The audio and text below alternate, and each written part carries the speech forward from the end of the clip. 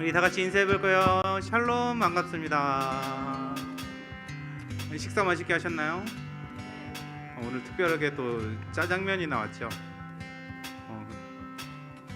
옛날 짜장이 아닌 가게에서 파는 짜장면 같은 짜장면 같은 너무 맛있었죠? 저 2그릇 먹었습니다. 네. 2그릇 먹어서 이렇게 졸 수도 있지만 그래도 우리 예배 가운데 오신 여러분을 환영하고 축복합니다. 오늘 이 시간 우리가 예배로 나아갈 텐데, 오늘 우리 특별히 또 어린 친구들이 나와서 함께 반주를 하게 됐어요. 우리 다음 주에도 이렇게 할 건데, 오늘은 좀 맛보기로 좀 보여드리고 다음 주에는 더 멋있는 찬양으로 함께 드릴 겁니다. 네, 우리 이제 예배로 나아갑시다. 우리 오늘 예배에 온전히 집중하면서 드렸으면 좋겠습니다. 우리가 하나님께 은혜를 입은 자로서 하나님의 은혜를 나누며 사는 사람들, 그 은혜를 실천하면서 사는 사람들이 되기를 바라면서 오늘 우리 찬양 함께 부르도록 하겠습니다.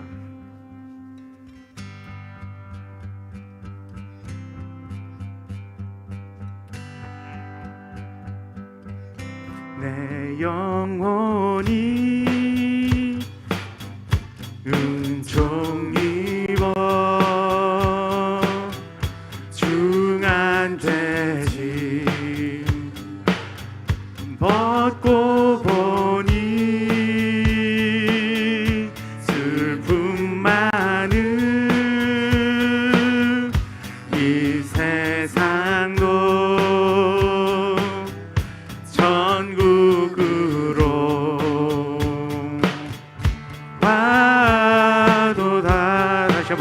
내 영혼이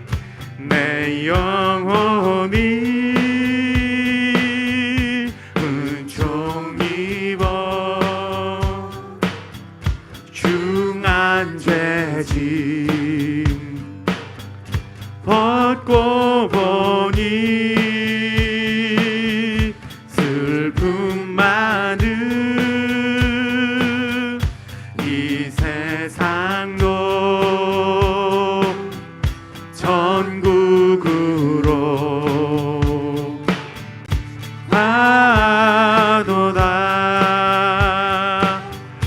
할렐루야 찬양하세. 내 모든 죄 사함받고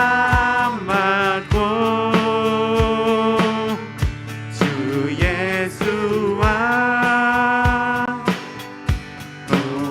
동행하니 그 어디나 하늘나라 주의 얼굴 뵙기 전에 멀리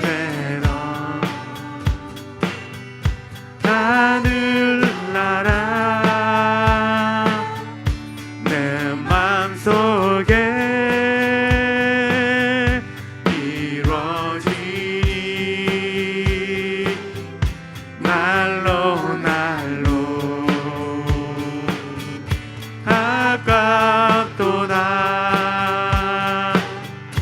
할렐루야 찬양하세. 내 모든 죄 사함받고 주 예수와 동행하니 그 어디나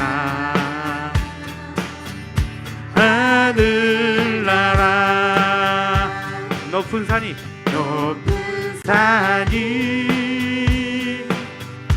어진들이 조막이 나 궁궐이 나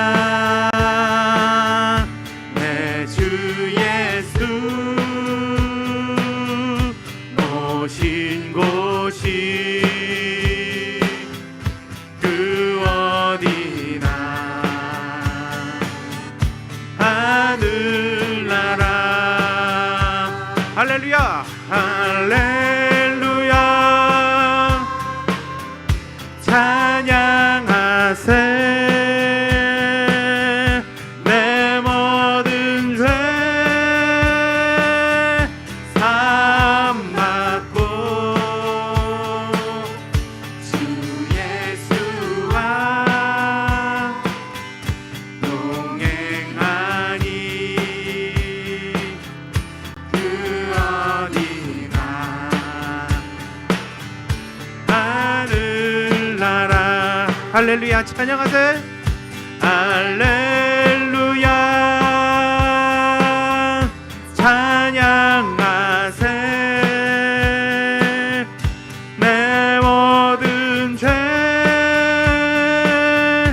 사함받고 주 예수와 동행하니 그 어디나 하늘나라.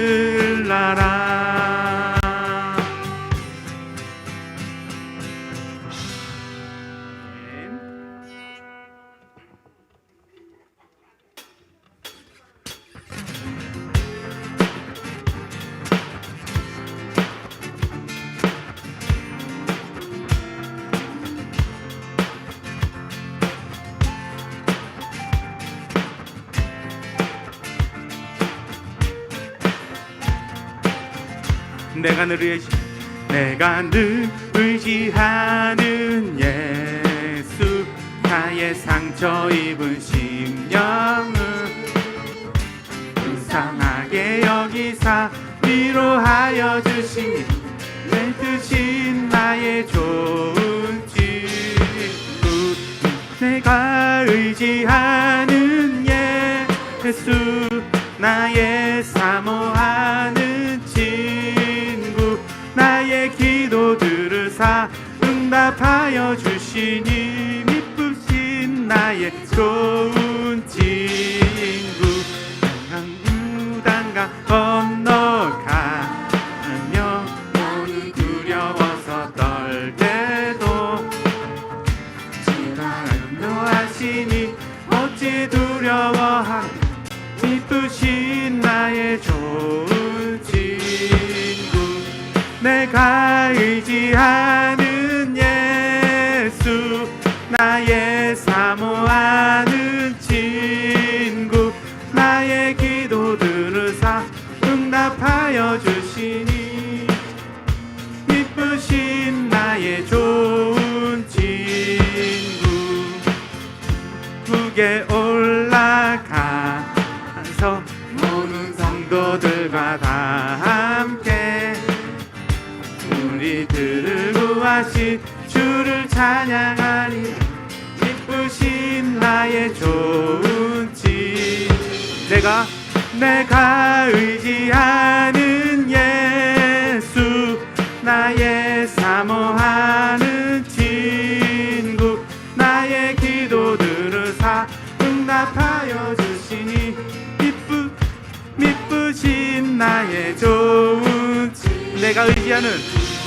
내가 의지하는 예수, 나의 사모하는 친구, 나의 기도 들으사 응답하여 주시니 미쁘신 나의 좋은 친구. 내 진정 사모하는 친구가 되시는 구주 예수님은 아름다워라. 산 밑에 백합하여 빛나는 새벽, 주님 영원할 길 아주 없도다. 내 맘이 아플 적에 그 위로 되시며 나 외로울 때 좋은 친구라. 주는 저 산 밑에 백합 빛나는 새벽, 이 땅 위에 비길 것이 없도다.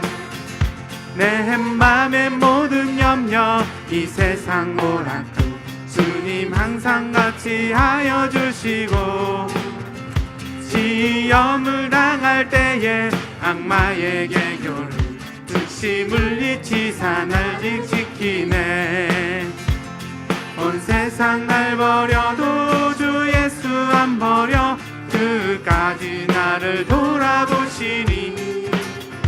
주는 저 산 밑에 백합 빛나는 새벽에 이 땅 위에 비길 것이 없도다.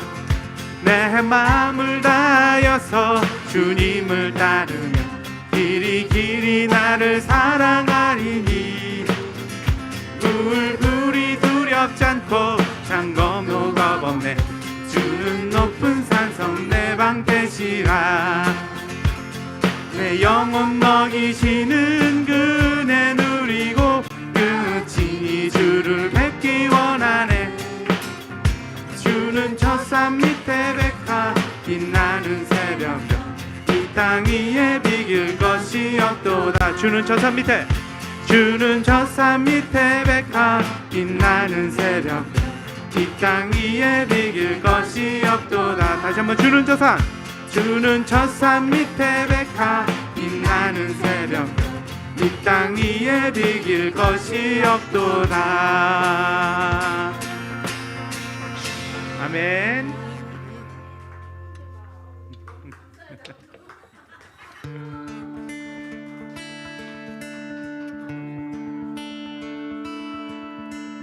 주의 사랑을 주의 선하심은 주의 은혜를 생각해보라. 하늘보다도 더 높으신 아버지의 사랑 크고 놀랍네. 아버지 사랑 크고 놀랍네. 주의 사랑을 주의 선하심은 주의 은혜를 생각해보라. 하늘보다도 더 높으신 아버지의 사랑 크고 놀랍네. 아버지 사랑 크고 놀랍네. 내 어찌 그 사랑 잊으리. 내 어찌 주의 긍휼 잊으리. 내 영혼의 모든 소원 만족시킬 하나님. 주의 사랑을 주의 선하심은 주의 은혜를 생각해보라. 하늘보다도 더 높으신 아버지의 사랑 크고 놀랍네. 아버지 사랑 크고 놀랍네.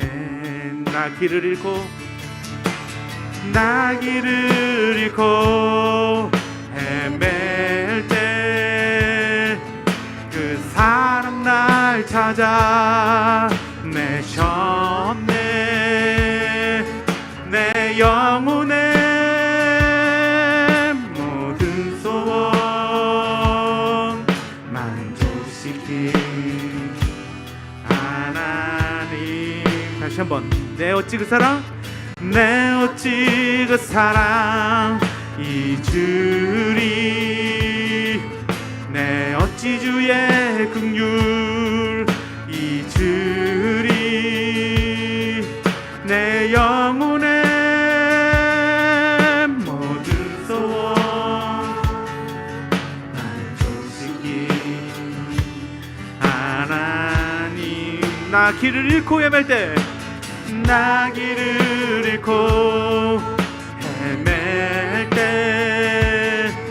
그 사랑 날 찾아 내셨네. 내 영혼의 모든 소원 만족시킨 하나님. 주의 사랑을 주의 선하심은 주의 은혜를 생각해보라. 하늘보다도 더 높으신 아버지의 사랑 크고 놀랍네. 아버지 사랑 아버지 사랑, 아버지 사랑 크고 놀랍네. 다시 한번 아버지 사랑, 아버지 사랑 크고 놀랍네.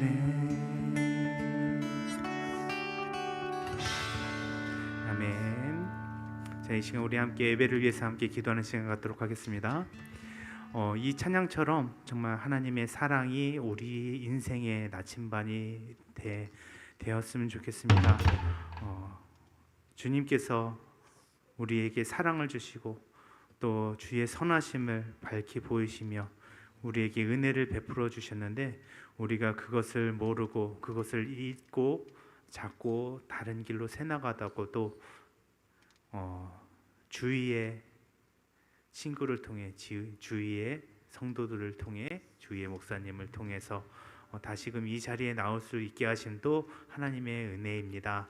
하나님, 우리가 오늘도 믿음으로 굳건히 서게 하여 주시고, 이 예배가 오늘 우리의 인생의 나침판이 또 이정표가 될 수 있는 귀한 예배가 되게 하여 주시옵소서. 우리 함께 기도하시면서 예배로 나아가겠습니다. 주님께서 사랑해 주시고 아버지 하나님, 주님이 함께 해 주시옵소서. 아버지 하나님, 우리 길을 잃고 헤맬 때도 아버지 하나님께서 주시는 주님, 이 시간을 주께서 도와주시옵소서. 하나님, 오늘 이 시간을 주님께서 예배를 함께 주시고 우리가 아버지 하나님 오늘 예배드릴 때 신령과 진정으로 드리는 이 예배가 될 수 있도록 주님 도와주시옵소서. 아버지 하나님, 그냥 거저드리는 이 예배가 아니고 아버지 하나님, 정말 이 예배 가운데서 우리 몸을 헌신하고 아버지 하나님 우리의 마음을 헌신하여서 아버지 하나님 주님께 아버지 하나님 온전히 드려질 수 있는 예배가 될 수 있도록 도와주시옵소서. 이 시간이 아버지 하나님 내 인생의 이정표가 되면 나침반이 될 수 있도록 주님 도와주시옵소서. 우리의 백성이 되어서 아버지 하나님 우리의 갈 길을 밝히 보여주시고 하나님의 말씀을 주께서 도와주시고 원하오니 함께하여 주시옵소서. 예배 가운데 주시는 하나님을 기대합니다.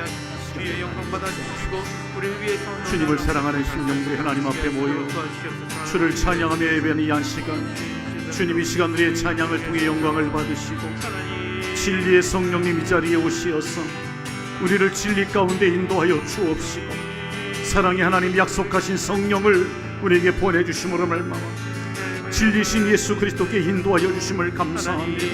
하나님 아버지 성령의 도우심으로 우리가 주님의 은혜를 깨닫게 하시고 예수님을 주나 시인할 수 있도록 도와주시고 그분을 영접하며 믿음으로 살아갈 수 있도록 하나님 우리에게 함께 하시는 하나님 그 은혜와 사랑을 감사합니다.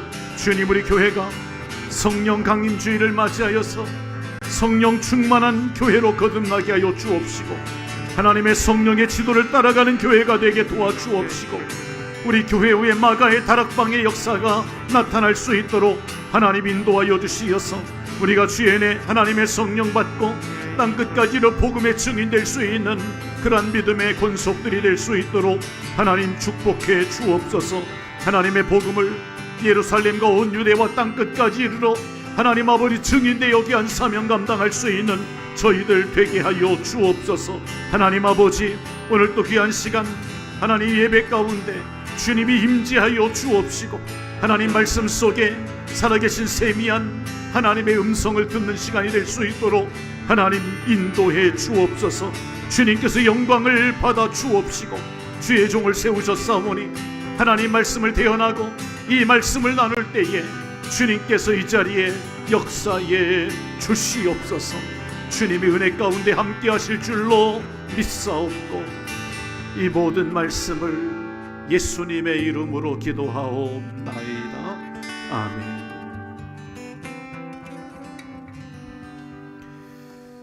하나님 말씀을 보시겠습니다. 여호수아서 제15장을 보시겠습니다. 여호수아서 15장 20절부터 63절까지 말씀을 보시겠습니다. 여호수아 15장 20절 63절까지 긴 구절입니다만 천천히 63절까지 보시겠습니다. 여호수아 15장 20절. 유다 자손의 지파가 그들의 가족대로 받은 기업은 이러하니라.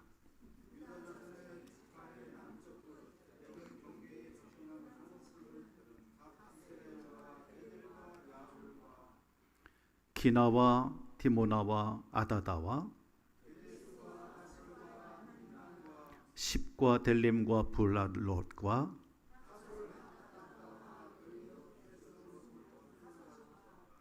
아맘과 세마와 몰라다와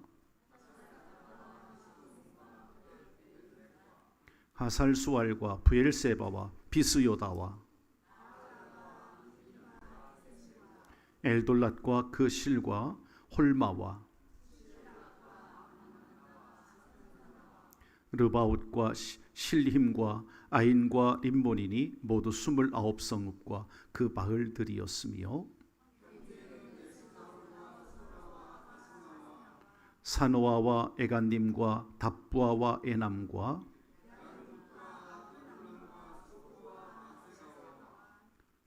사라임과 아디다임과 그데라와 그데로다임이니 14성읍과 그 마을들이었더라 었으며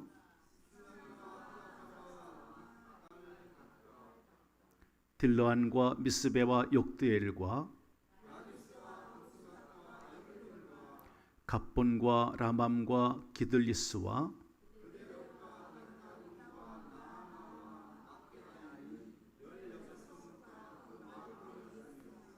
림나와 에델과 아산과 그일라와 악집과 마세라니 마레산이 9성읍과 그 마을들이었으며 에그론에서부터 바다까지 아스돗 곁에 있는 모든 성읍과 그 마을들이었으며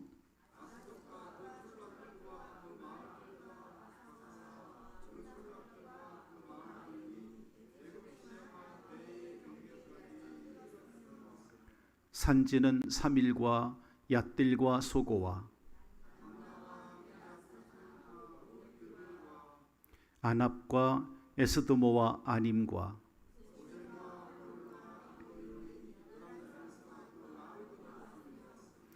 아랍과 두마와 에산과 훔다와 기럇 아르바 곧 헤브론과 시오리니 9성읍과 그 마을들이었으며 이스라엘과 욕드함과 사노아와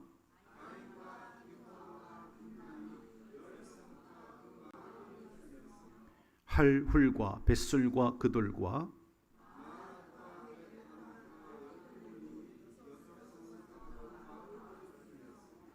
기럇바알 곧 기럇 여아림과 랍바이니 2성읍과 그 마을들이었으며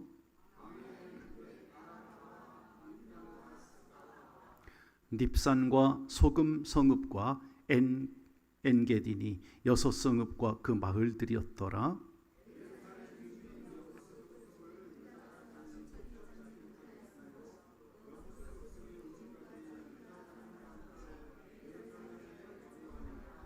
아멘. 63절까지 하나님 말씀을 보았습니다. 상당히 긴 구절이지만 지금 읽은 이 본문 말씀 20절로 63절의 말씀은 유다 지파가 이제 가나안 땅을 정복했던 그 산지, 그 마을, 고을들의 지명을 지금 20절로 63절까지 상세하게 기록돼 있는 그 말씀을 우리가 함께 읽은 것입니다. 여러분, 오늘 이 말씀을 통해서 우리는 기업에 대해서 함께 말씀을 나누려고 해요. 땅의 기업과 하늘나라의 기업. 우리가 이 땅에서 누리는 많은 것들은 땅의 기업이지만 영적으로 볼 때 하늘나라의 기업이 있다는 거예요. 그래서 우리는 세상에 치우쳐서 땅의 기업에 치중하며 살 게 아니라 하늘나라의 기업을 소망하고 살아야 할 줄로 믿습니다.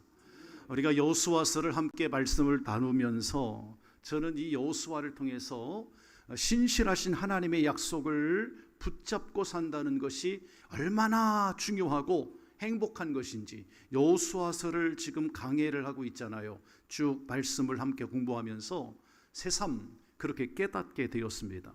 여러분, 이 여호수아서는 애굽에서 종살이하던 이스라엘 백성들에게 정말 보잘것없는 종의 백성들, 노예 생활하던 이스라엘 아니었습니까?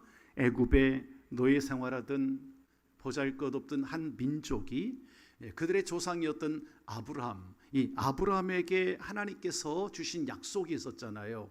하나님이 아브라함에게 언약 백성 삼아주시고 복의 근원 되게 하겠다, 선민 이스라엘을 하나님이 축복하시겠다 했던 그 약속 하나, 아브라함 믿음의 조상에게 주신 그 약속 하나를 붙잡고 요단강을 건너간 거예요. 그래서 가나안 이 서편에 7 족속을 다 몰아내고 그 땅을 정복하는 그런 과정을 여호수아서라는 성경이 그리고 있습니다. 그래서 이 여호수아를 읽으면 용기가 생기고, 여러분 여호수아서를 앞으로 계속해서 말씀을 나눌 텐데, 우리가 이 말씀을 통해서 이스라엘이 가나안 땅을 정복해가는 그 과정에서 우리가 공부하는 것으로 끝나는 게 아니라, 여러분의 영적 지경이, 아니 우리 상신교회에 속해는 모든 성도들의 지경이 계속해서 넓어지는 그런 은혜가 있기를 주님의 이름으로 축복합니다. 말하자면 우리에게 영적인 그런 희망이 생겨나야 돼요. 이 여호수아서를 볼 때 긍정적인 메시지가 우리에게는 희망이 되어야 될 줄로 믿습니다. 왜냐하면 가나안 땅을 정복하고 점령해 나가는 게 상당히 진취적이잖아요. 뭔가 발전되어지고 정복하고 나간다는 것이 진취적이고 용기 있는 도전이잖아요. 그러니까 이 말씀을 통해 지금 이 어려운 시대를 살아가는 우리 성도님들이, 여러분도 이 시대를 살아가는 영적인 힘을 얻을 수 있기를 바랍니다. 그렇게 되기를 주의 이름으로 축복합니다. 자, 오늘 이 가나안 땅을 정복한 이후에 가나안 서편에 있는 본토를 분배하는 과정을 기록을 하고 있단 말이에요. 이 말씀 중에서 이 가나안 땅을 첫 번째로 분배받은 지파는 우리가 지난 시간 공부했듯이 유다 지파입니다. 그 유다 지파가 받은 기업에 대해서 상세하게 기록하고 있는 거예요. 유다 지파가 받은 땅은 요단강을 중심으로 해서 서편 중심부입니다. 그래서 이 지역을 보면 지도를 우리가 그때 확인해 봤지만 중앙의 고원지대부터 시작해 가지고 그 땅이 저 끝에까지 골짜기들, 또 구릉지대, 서편의 아주 중요한 그런 지역을 유다 지파가 다 차지하고 있었어요. 그 기업의 중심 산지는 베델에서부터 부엘세바까지 이르렀다, 이렇게 성경에 기록되어 있죠. 그 중간이 중앙 고원지대로 되어 있습니다. 성경에 보면 그곳에 예루살렘, 그다음 베들레헴, 헤브론, 이런 아주 중요한 이스라엘의 지명들이 유다 지파가 차지했던 그 땅에 위치하고 있었어요. 고원지대에 살아가는 이 유다 지파 백성들이 그 땅이 너무나 좋은 거예요. 지중해가 가까이 있고, 그 지중해에서 불어오는 그 바람으로 인해서 거기서 불어오는 바람이 구름을 만들고 비를 내리고 목축을 하기에도 너무나 좋은, 그러한 농사짓기에도 아주 좋은 그런 구릉지대, 그 지역이 이 유다 지파가 차지했던 땅입니다. 그래서 그 지역은 소위 말하는 지중해식 그러한 농사, 지중해식 농업이 발달이 된 거예요. 여러분, 요즘 현대인들이 지중해식 음식하면 뭐가 떠올라요? 여러분, 지중해식 식단, 요즘 하면 지중해식 식단 하면 뭐가 가장 많이 떠오릅니까? 예? 지중해식 식단 하면 올리브가 먼저 떠오르잖아. 올리브 기름. 그렇죠. 올리브 기름을 드레싱을 해가지고 먹고 샐러드에다가 그렇게 하잖아요.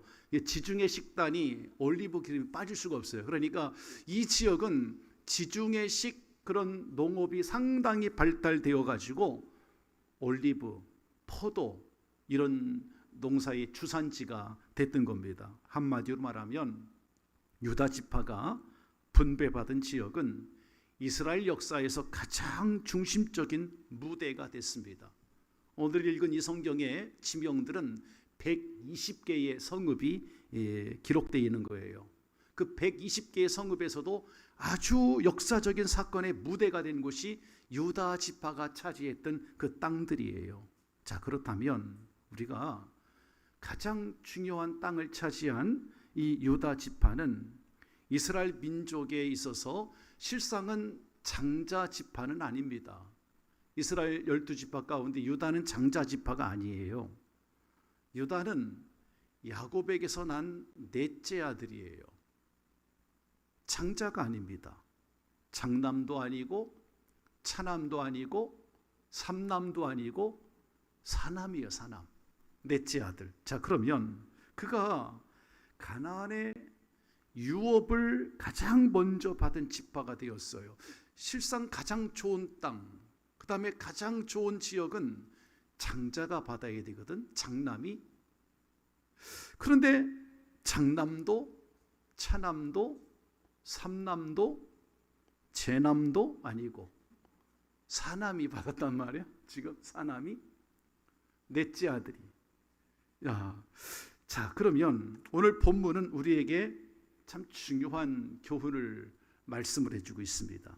그건 뭐냐면 하늘나라의 기업을 다음 세대에 물려줘야 된다는 거예요.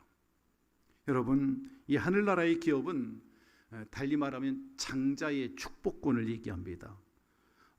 우리가 이스라엘 역사에서 보면 장자의 권리는 아주 중요합니다. 구약 성경을 보면 성경의 모든 처음 난 것, 동물도 새끼 가운데 첫 것, 이 첫째 것은 다 하나님의 것으로 규정하는 것이 이스라엘 사회의 전통이거든요. 그러니까 이스라엘 백성들은 열매도 농사를 졌을 때 첫 열매는 하나님의 거예요. 첫 번째 아들은 구별해서 하나님의 것으로 드리는 그런 전통이 있단 말이에요. 첫째에 대한 아주 신성한 그런 권리, 특별히 첫째 것은 구별하는 그런 역사가 있었거든요. 그래서 장자는 성경에 보니까 특별한 의미를 갖습니다.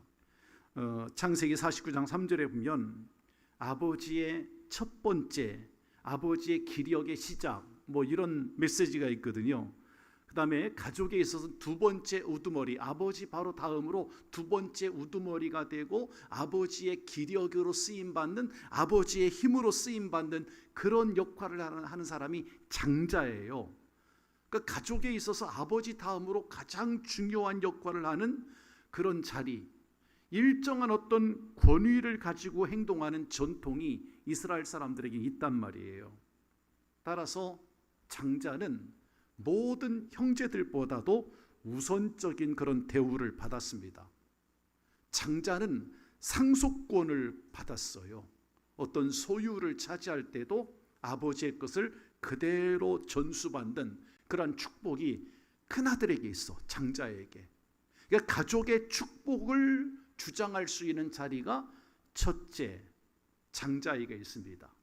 다른 형제들보다 어떤 걸 받더라도 2배 이상을 상속받을 수 있는 권리가 이 장자에게 있어요.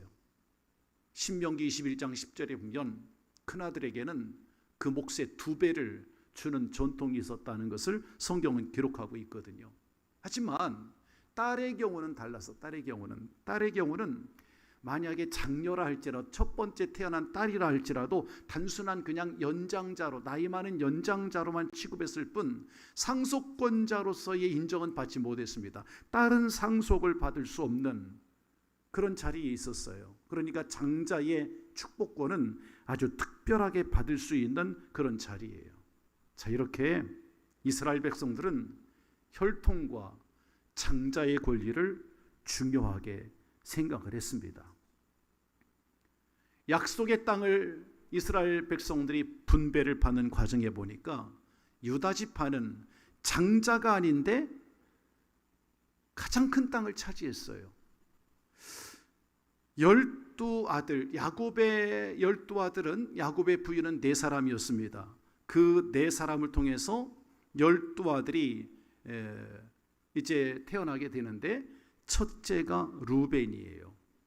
둘째는 시므온이고 셋째는 레위예요. 넷째가 유다입니다.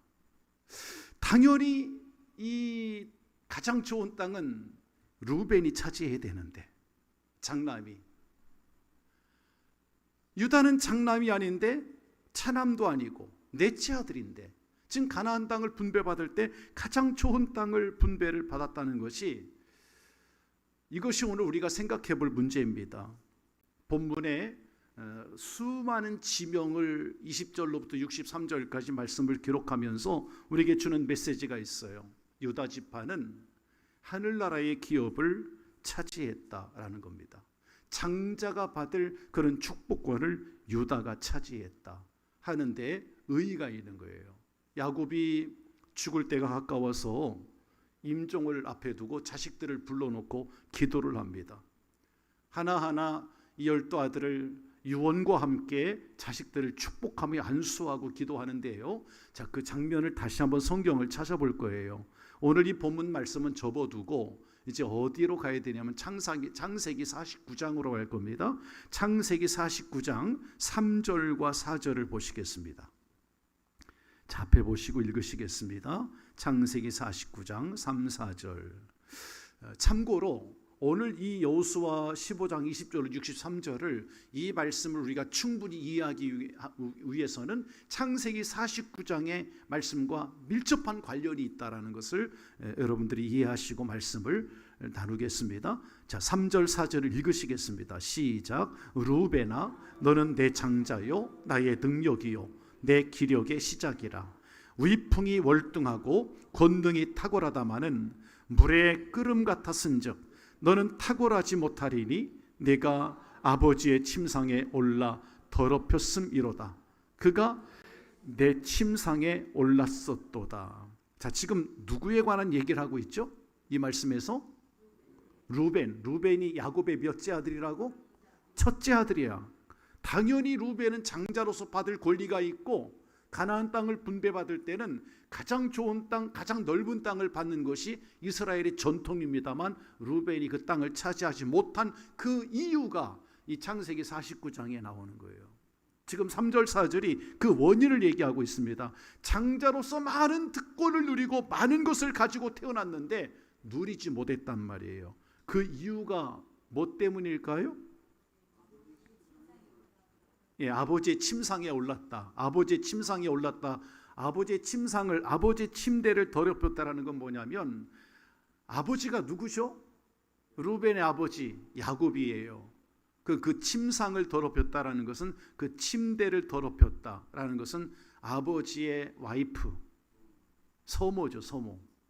라헬의 몸종이었던 서모인 빌하. 여러분 빌하 이름 들어보셨죠? 이 라헬의 몸종이었죠. 그 빌하를 더럽힌 거예요. 간음을 한 거예요. 이 아들이, 큰 아들이.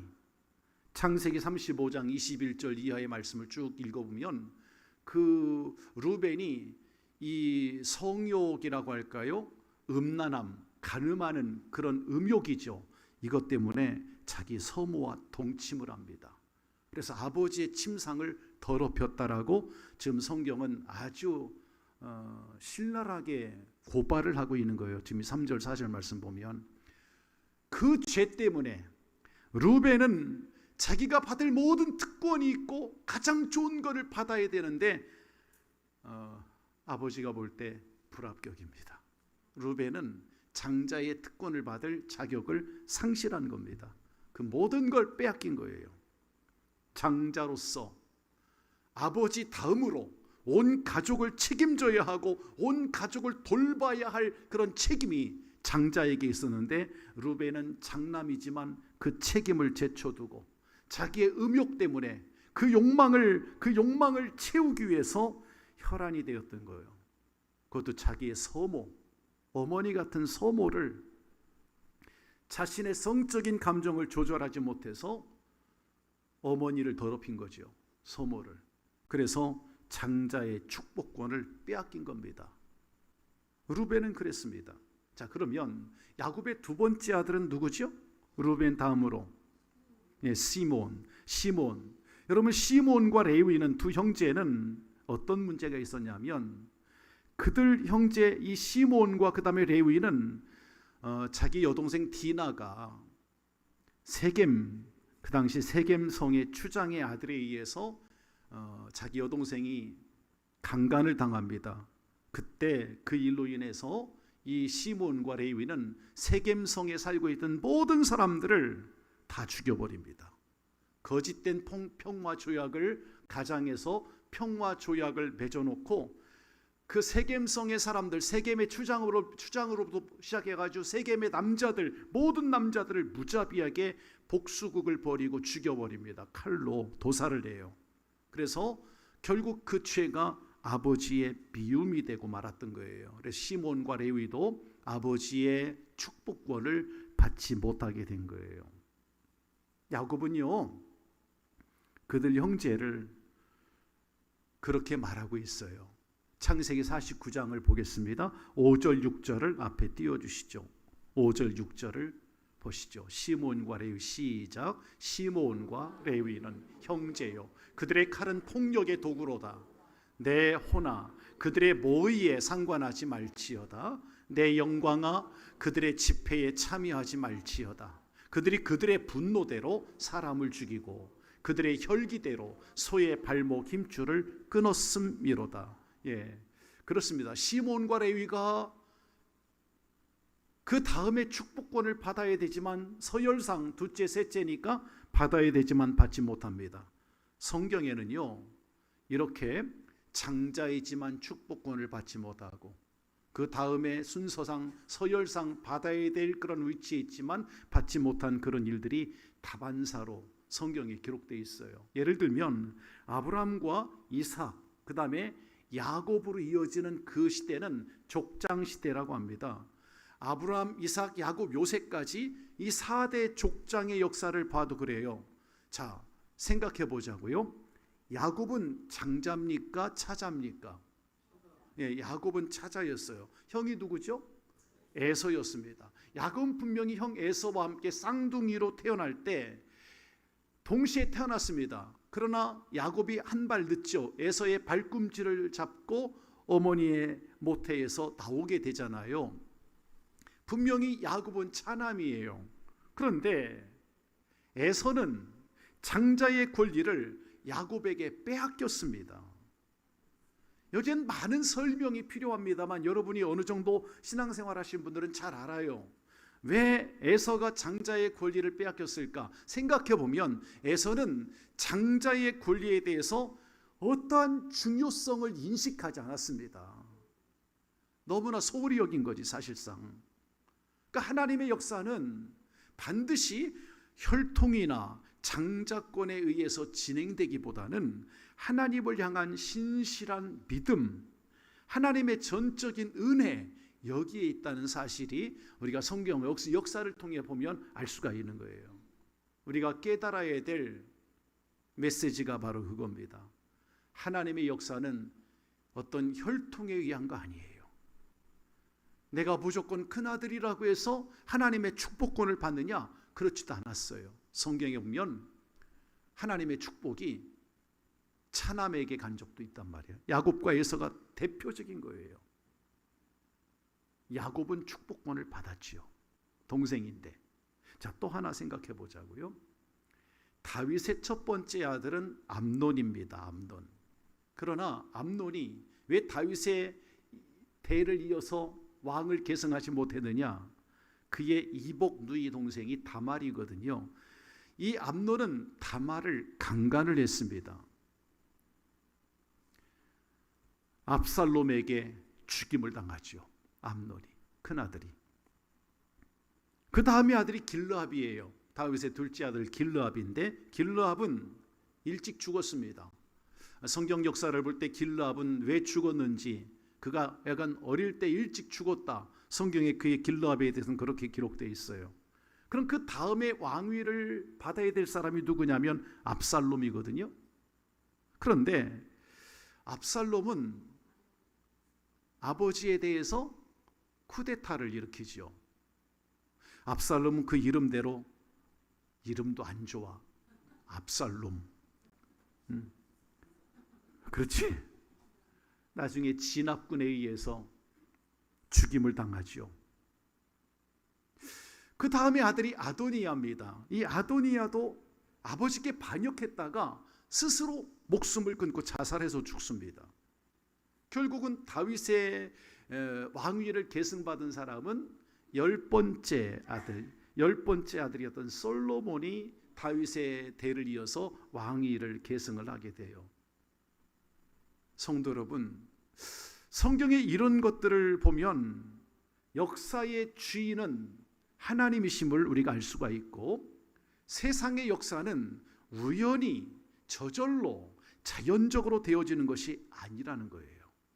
거기에는 분명히 보이지 않는 하나님의 섭리, 하나님이 간섭하시는 하나님의 역사가 있는 줄로 믿으시길 바랍니다. 하나님께서 우주 만물을 창조하시고 지금 이 땅에 우리가 살아가는 이 우주 공간에서 한치의 오차도 없이 자연과 우리 인간들의 역사를 진행하시는 분은 하나님이세요. 그 하나님께서 우리에게 중요한 사실 하나를 알려주고 있는 것입니다. 이 세상의 모든 역사를 창조하신 하나님은 이 역사를 진행하실 때 반드시 사람을 통해서 역사를 이루어 가신다는 거예요. 오늘 우리가 읽은 이 말씀에서 보고 있듯이 하나님의 역사는 어떤 인간의 혈통이나 장자의 권위를 통해서 진행된 게 아니라는 거예요. 상식적으로는 혈통의 계승자가 되어야 되고 축복의 상속자가 장자가 되어야 되는데 그렇지 않다는 거예요. 하나님의 역사의 중심에는 남성들만 있는 게 아니라 여인들도 사용됐다라는 것을 성경은 말씀하고 있습니다. 우리는 성경상 좀 부끄러운 이력을 갖고 있는 여인들의 이름을 찾아볼 수 있는데 우리 서복희 권사님이 퀴즈 문제를 냈던 문제예요.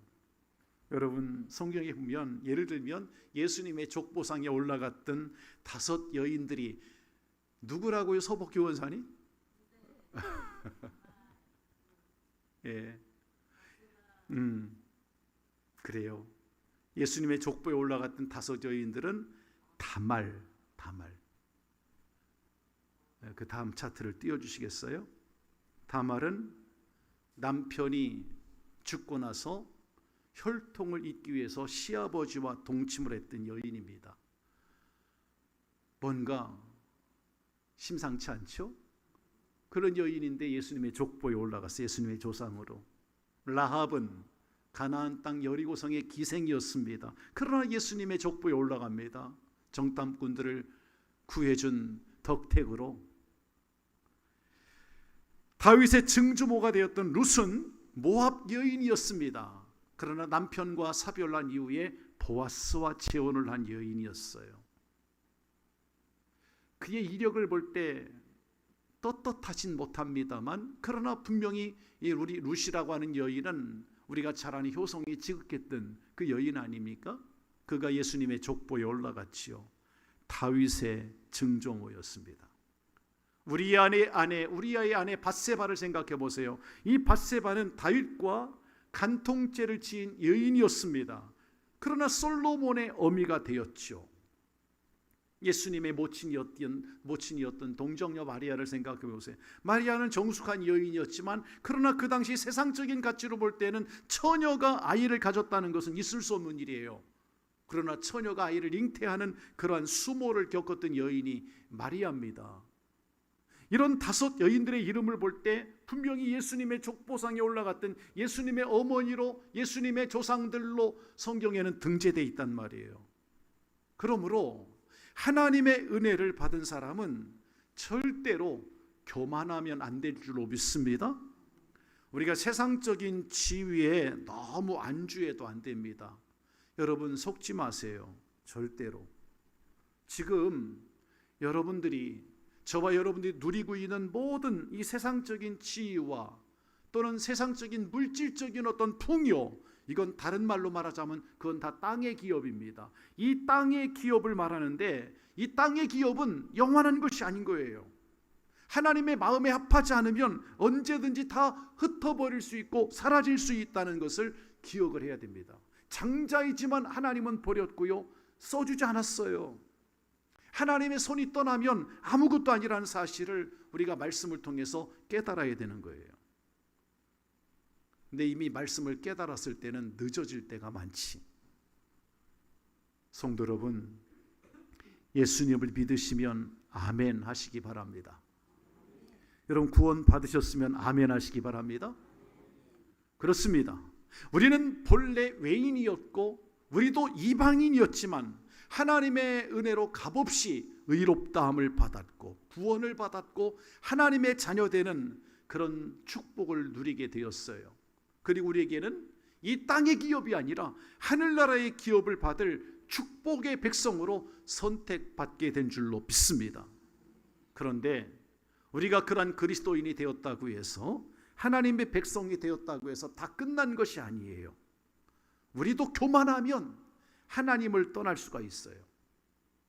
우리가 잘못된 교만함이 우리 가운데 싹트기 시작하면 우리도 땅의 기업, 세상적인 물질적인 풍요, 이 땅의 기업에만 얽매여서 거기에 옥죄어 살아가는 그런 삶이 될 수 있다는 거예요. 주의 백성이 주의 백성답게 거룩하게 살아야 되는데 땅의 기업에 연연하면 우리는 거룩하지 못하게 삶을 살게 되고 거룩한 백성이 되지 못합니다. 우리는 하늘나라의 축복권과 이 땅의 축복권이, 즉 하늘나라의 기업과 이 땅의 기업이 항상 대조된다는 사실을 성경을 통해서 알아야 돼요.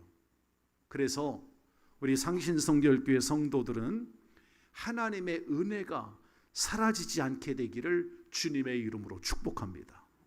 우리 성도님들에게서 하나님의 축복이 떠나지 않기를 주님의 이름으로 축복합니다. 정말 우리 성결교회가, 우리 상신교회가 여러분의 삶에서, 우리 성도님들의 삶에서 언제나 신실하신 하나님의 축복이 지속될 수 있는 그런 은혜를 사모할 수 있기를 예수님의 이름으로 축원합니다. 자, 그러면 누가 하늘나라의 기업을 누릴 자일까? 자, 성경을 볼까요? 창세기 49장 계속해서 보겠습니다. 8절과 9절을 보겠습니다. 야곱이 드디어 유다를 축복하는 장면입니다. 유다가 아주 적극적인 인물로 묘사되고 있는 거예요. 8절 9절을 읽으시겠습니다. 시작. 유다야, 너는 내 형제의 찬송이 될지라. 내 손이 내 원수의 목을 잡을 것이고 내 아버지의 아들들이 네 앞에 절하리로다. 유다는 사자 새끼로다. 내 아들아, 너는 움킨 것을 찢고 올라갔도다. 그가 엎드리고 웅크림이 숫사자 같고 암사자 같으니 누가 그를 범할 수 있으랴. 실상 유다는 원래 겁이 많았던 사람이고 그런 사람 같지만 성경에 보니까 유다는 사자 같다. 사자의 힘을 가진 그런 자로 태어난 것처럼 지금 성경은 그렇게 묘사하고 있습니다. 유다는 형제들 중에서도 아주 책임성이 있는 그런 모습을 창세기 49장은 우리에게 보여주고 있어요. 예를 들어 창세기 43장 1절 10절에 보면 유다의 책임감 있는 모습을 잘 말씀해 주고 있는 그런 내용들도 볼 수가 있어요. 자, 그러한 이 유다에 대해서 야곱은 축복할 때 유다의 그러한 면을 아주 높이 평가합니다. 결국에 유다에게 하늘나라의 기업, 장자의 축복권을 준 거지요. 이 기도가, 이 축복 기도가 그와 같은 의미를 갖고 있는 거예요. 여러분, 오늘 이 본문 말씀에 등장하고 있는 유다 지파의 지도자로 가장 먼저 가장 중요한 그 기업을 얻은 사람이 있는데 그 사람이 지난주에 말씀을 나눴던 갈렙이라고 하는 인물이에요. 갈렙은 유다 지파지요. 여러분, 갈렙은 믿음을 말로만 보여준 사람이 아니에요. 유다가 사자 새끼로다. 움킨 것을 찢고 올라갔도다. 그가 엎드리고 움크림이 숫사자 같다. 유다에 대한 그런 묘사를 이렇게 이야기하고 있는데 마치 이 모습이 갈렙의 모습에서도 그대로 나타나고 있다는 거예요. 그래서 갈렙을 보면 행동하는 그런 신앙인이었던 것을 우리는 알 수가 있죠. 가나안 땅 정복하는 이 작업이 결코 쉬운 일이 아니거든요. 그러나 갈렙은 나이가 85세가 되었을 때 그 노구를 가지고 아낙 자손과 싸워서 이 전쟁에서 승리하잖아요. 그러니까 말로만 갈렙이 그 땅을 차지하겠다고 한 게 아니라 진짜 행동으로 보여줍니다. 갈렙은 행동하는 신앙인으로 아낙 자손을 물리치고 그들을 추방하고 헤브론 땅을 차지하는 이러한 모습이 갈렙이 유다와 같이 사자 같은 그런 모습을 보여준단 말이에요. 거기서 끝나는 게 아니에요. 드비를 정복하잖아요. 그 땅을 정복하는 자에게 자기 딸 악사를 주겠다. 이렇게 그런 제의를 할 만큼 그 의지가 아주 빛났던 인물이 갈렙이에요. 저는 우리가 지난 시간 다 함께 나눈 말씀이지만 갈렙이 자기의 딸을 그 악사를 온니엘, 이 드비를 정복했던 온니엘에게 이렇게 줄 때 갈렙의 이 믿음도, 온니엘의 믿음도 너무나 귀한 그런 믿음을 우리에게 보여주고 있는데 그들의 믿음 뒤에는 분명히 갈렙의 행동하는 신앙이 본이 됐던 거예요. 예를 들면 우리가 인물 가운데 야곱을 다시 한번 생각해 보자고. 야곱.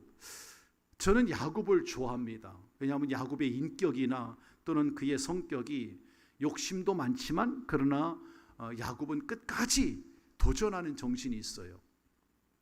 꿈을 꾼 대로 그 꿈대로 그는 진취적으로 나아가는 그런 성격이 야곱에게 있단 말이에요. 달리 말하면 행동하는 믿음이 야곱에게도 있었어요. 환경을 탓하지 않고 둘째이기 때문에, 둘째로 태어난 이 서러움 때문에 그 서러움을 곱씹으며 어떻게 해야 하나님의 축복을 받을까, 그러한 도전정신, 그를 늘 고민하면서 나아갔던 야곱은 그러다가 기회가 오잖아요. 결국은 형이 장자의 축복권을 소홀히 여길 때 그는 팥죽 한 그릇에 에서가 받을 장자의 축복권을 빼앗은 것이고 차지한 겁니다. 그것이 야곱에게서 우리가 배울 수 있는 도전적인 그런 정신이란 말이에요. 그러므로 성도 여러분, 우리가 생각해야 합니다. 축복 기도를 받고 아버지에게서 형이 받아야 될 축복권을 받고 광야로 떠나가면서 외로운 그런 피난길 속에서도 하나님의 축복 기도, 하나님께서 꿈속에서 주신 사닥다리 환상, 이와 같은 것들을 보면서 그는 꿈을 포기하지 않잖아요. 하나님을 만납니다. 형 에서와의 만남을 통해 모든 것을 화해로 이끌어가는 그러한 놀라운 그러한 축복을 받게 된 것을 야곱의 인생에서 우리가 볼 수가 있어요. 어찌 보면 그는 큰 복을 쟁취했던 그런 인물이란 말입니다. 외삼촌 집에 가서 20년 동안 머슴살이 하면서 사랑하는 라헬을 얻기 위해서 그는 수일같이 그 세월을 보냅니다. 어찌 보면 그 삶 자체가 굉장히 적극적이고 도전적인 그런 인생이었다는 것을 우리에게 보여주잖아요.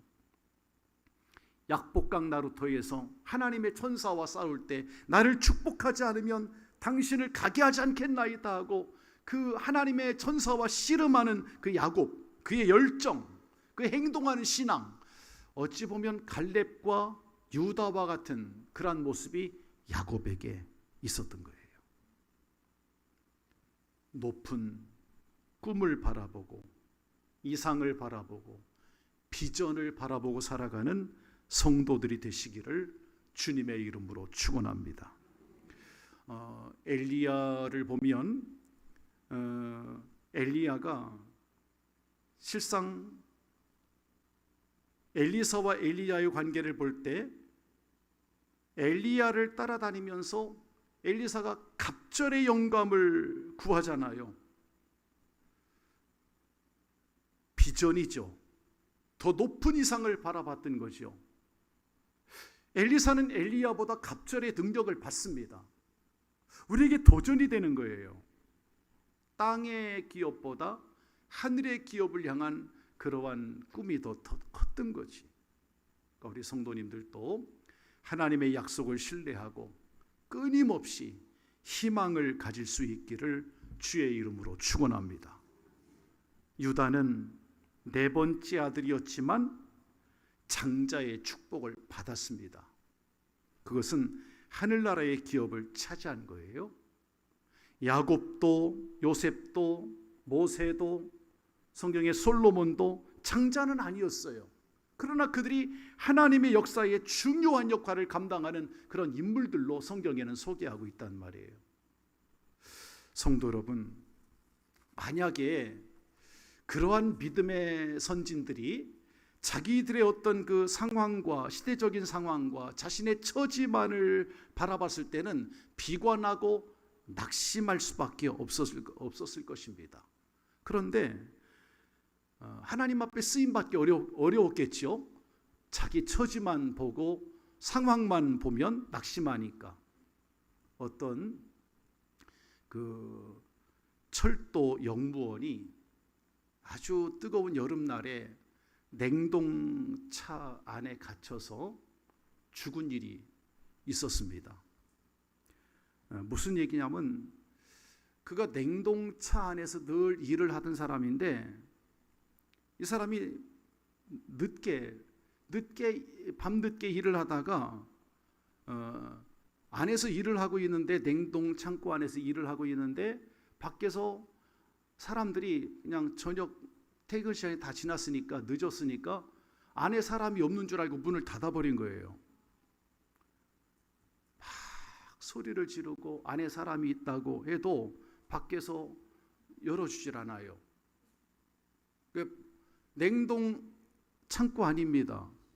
근데 이 사람이 점점 자신의 몸이 얼어 들어가는 느낌을 받게 되거든요. 그 안에서 추위와 막 싸우면서 이제 나는 죽어간다. 나는 점점 죽어간다. 이 추위와 싸우던 그가 이제 그 바닥에 이렇게 글을 남기고 죽어갑니다. 너무도 추워서 몸이 얼어붙는 것 같다. 차라리 그냥 잠이 들어버렸으면 좋겠다. 이것이 나의 마지막이 될 것이다 라는 그런 내용의 글을 남기고, 아침에 그 다음날 아침에 이렇게 냉동 창고 문을 열어보니까 이 사람이 죽어 있어요. 근데요, 놀라운 사실은 뭐냐면 실상 나중에 뒤늦게서야 아침이 돼서 직원들이 출근해가지고 그 문을 열었을 때 시체로 죽어 있는 그 사람을 보게 되는데, 이 사람이 얼어서 죽은 게 아니에요.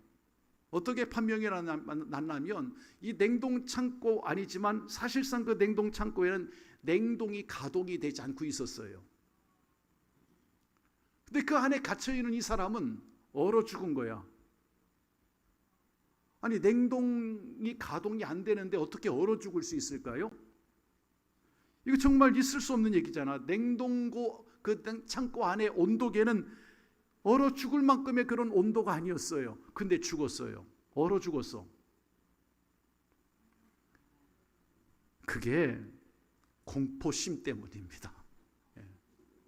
이 공포심 때문에 얼어 죽은 거예요. 여러분, 이해가 가십니까? 이해가 갈 듯 싶습니다. 우리가 역지사지로 우리가 거기에 갇혔다면 우리도 그럴 수 있을 거예요. 그러나 성도 여러분, 우리가 사방으로 우겨싸움을 당하는 역경 속에서도 그리스도인들은 하나님의 약속을 신뢰하고 희망을 가져야 할 줄로 믿습니다. 더 높고 고상한 그런 인생의 목표를 지니고 살아야 된다는 거예요. 우리가 이 땅에 살지만 땅의 기업에 연연하지 말고 하늘나라의 기업을 사모하며 살자는 거예요. 장자의 축복은 아주 구체적입니다. 성경을 함께 보시겠습니다. 신명기 28장 1절로 6절을 보시겠습니다. 신명기 28장 1절로 6절. 자, 앞에 보시고 좀 긴 구절인데 하늘나라의 기업은 구체적이에요. 이렇게 이 말씀을 함께 읽고 말씀을 마치겠습니다. 시작. 내가 내 하나님 여호와의 말씀을 삼가 듣고 내가 오늘 내게 명령하는 그의 모든 명령을 지켜 행하면 내 하나님 여호와께서 너를 세계 모든 민족 위에 뛰어나게 하실 것이라.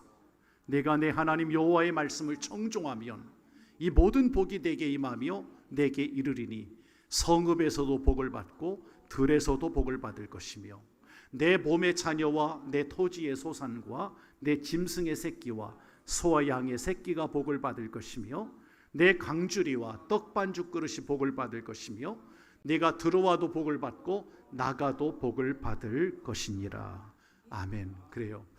이것이 하늘나라의 기업을 구체적으로 서술해 놓은 신명기 순종과 축복에 관련되어 있는 말씀입니다. 여러분, 오늘 본문에 나오는 유다 지파는 이 말씀을 믿고 가나안 땅 120개의 성읍들에 관한 그 땅을 차지할 때 그 땅을 추상적인 이야기가 아니라 하나님의 구체적인 축복으로 받은 거예요.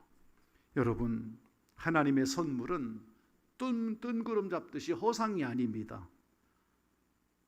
우리가 만질 수 있고 볼 수 있고 현실적으로 필요한 모든 것들을 구체적으로 응답하시는 하나님이세요. 유다 지파는 그 땅을 차지한 것입니다. 축복은 실제적이에요. 우리 성도님들도 이 땅을 살아가면서 세상적인 그러한 축복을 너무 좋아하지 말고 하늘나라의 기업, 땅의 기업이 아니라 하늘나라의 기업을 사모하시고 그 나라를 사모하면 하나님은 육신적으로도 이 땅에서도 복을 주실 줄로 믿습니다. 이 은혜가 함께하기를 예수님의 이름으로 축원합니다.